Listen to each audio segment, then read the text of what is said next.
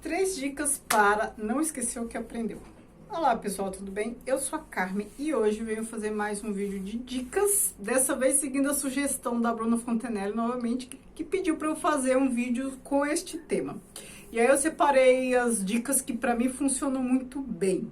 A primeira dica para você não esquecer o que você aprendeu, e hoje eu confesso, hoje está cada vez mais difícil as pessoas reterem memória. A primeira dica que eu vou dar, assim, eu acho que não é novidade para ninguém, mas não deixa de ser uma das melhores dicas, que é o quê? Anotar. Anotar as coisas. Se você estiver lendo um livro, né, se está estudando, lendo um livro, a melhor maneira de você não esquecer é você anotar como se fosse dar aula. Se você tivesse que explicar este livro, ou no meu caso, por exemplo, se eu tivesse que fazer vídeo sobre este livro, o que eu reteria disso aqui tudo? Eu falaria o quê? Quais os pontos eu destacaria disso? E anotar. Por quê? Por que anotar é importante? Não é só marcar no livro, seja ele impresso ou digital. Porque quando a gente escreve, a gente memoriza. Eu li uma vez um estudo que diz que você, quando ouve uma coisa, você retém um percentual aí da memória. Quando você ouve uma coisa, você retém menos do que quando você lê. E quando você apenas lê, você retém menos do que quando você escreve. Então, o fato de anotar já ajuda. Ajuda por quê? Porque quando você anota, você tem que pensar como a palavra é escrita, você tem que pensar o que você vai escrever ali, né, fazendo anotação. Principalmente se você anota no livro, como no meu caso, que ali tem pouco espaço, eu tenho que escolher as melhores palavras, as palavras mais representativas, eu tenho que exercer ali a minha capacidade de síntese para anotar. Então, isso faz com que eu reflita sobre esse processo, sobre o que é importante. E só no ato de escrever, escrita é memória, né?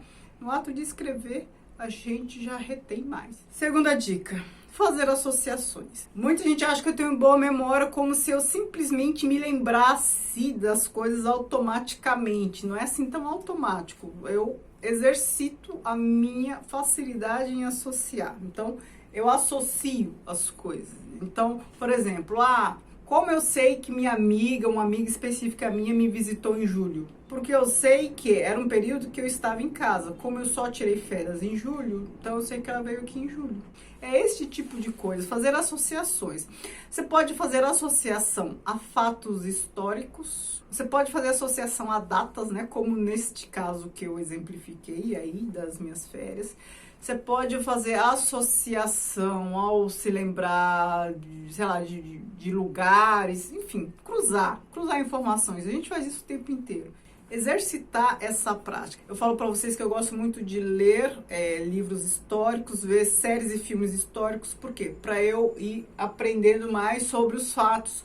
Porque por mais que esses romances históricos, filmes históricos tenham ficção, normalmente os fatos, as datas, os personagens históricos são reais, não tem ficção nesse aspecto. Como eu lembro da história toda, que é toda uma narrativa, eu acabo fixando aqueles períodos na cabeça. Então, eu acabo sabendo, por exemplo, que a Ana Bolena foi a segunda esposa do Henrique VIII, por conta da série que eu assisti, que a primeira esposa foi a Catarina de Aragão, porque eu já vi outra série sobre a Isabel, que era a mãe da Catarina de Aragão, depois vi outro filme. Eu vou vendo coisas e vou construindo, né? Eu vou encadeando as coisas, associando, vou fazendo associações. E aí eu sei, então, que o Henrique VIII era rei no século XVI, começo do século XVI, porque eu lembro que, ora, a Catarina de Aragão era filha da Isabel de Castilha, que reinou ali no finzinho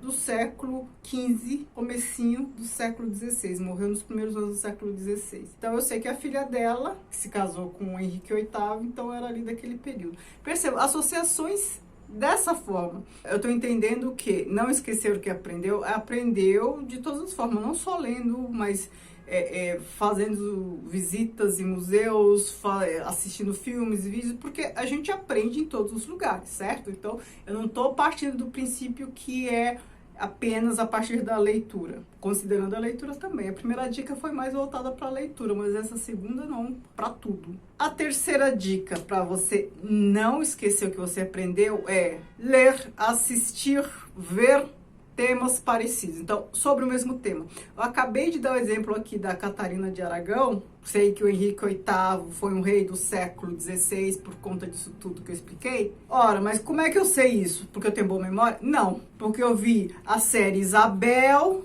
eu vi um filme sobre a Ana Bolena, depois eu vi outra série sobre a Catarina de Aragão, depois eu vi outra série sobre Henrique VIII, enfim, eu vi várias coisas, eu li outras coisas, então aos poucos vai fixando, porque são muitos personagens, muitos momentos históricos, muitos países e tal, mas é pela redundância, e redundância não é necessariamente repetição, redundância é você ter mais do mesmo, mas não necessariamente da mesma forma, a gente só aprende com redundância. Se você está ensinando uma coisa e o aluno não entende, o que você faz? Você explica aquela mesma coisa, é o mesmo assunto, só que você explica de uma outra forma, não é? É pela redundância, mas não é a repetição do mesmo. Você está explicando o mesmo assunto de forma diferente, você está redundando, mas de maneira diferente para que, de repente, ele assimile, para que, de repente, ele entenda melhor de uma outra forma, usando outros termos, exemplificando melhor ou ilustrando mais, enfim, não importa. Você lança a mão de métodos, de meios, de comparações,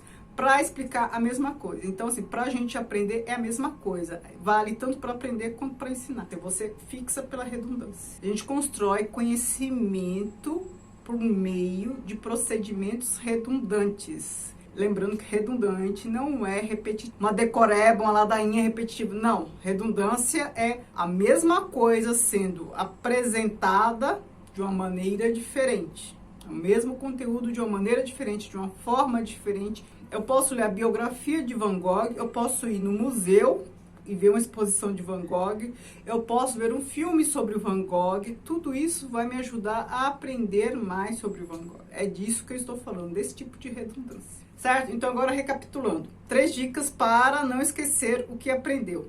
Anotar, porque quando você anota, você retém melhor as coisas, porque seu cérebro passa por um processo reflexivo, seu cérebro também ativa a memória, até mesmo para escrever as palavras, porque ortografia é memória, você tem que fazer associações, exercitar ali sua capacidade de síntese. A outra coisa é fazer associações, a não deixar uma coisa solta no tempo, no espaço, na sua mente, num arco temporal, enfim, associar esta coisa que você está aprendendo a outros fatos. Então, por exemplo, mais um exemplo, vai. Por que eu sei que o Etienne de la Boétie era um autor do século XVI? Ora, porque ele era muito amigo do Montaigne, e o Montaigne era um escritor do século XVI.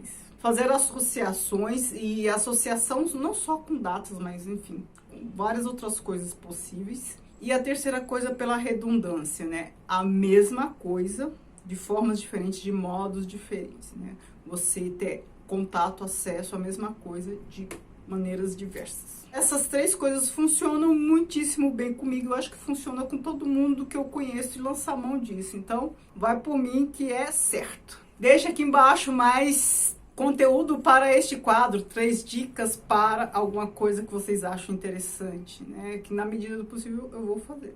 Muito obrigada, beijos e tchau, tchau.